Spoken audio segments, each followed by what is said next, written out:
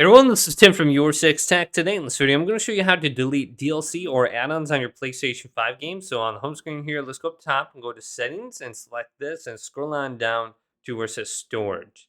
Now we can just go to the console storage, go to Games and Apps right here, and scroll on down.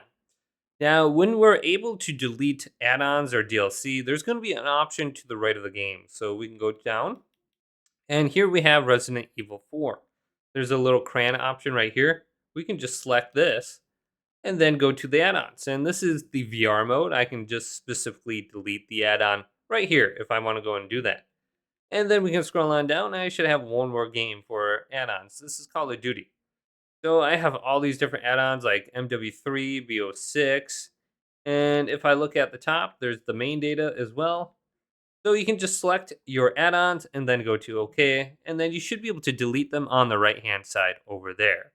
So very easy to do. Hopefully this video did indeed help you out. Leave it a big thumbs up and subscribe my channel down below for more tech videos coming up next on Your Six Tech.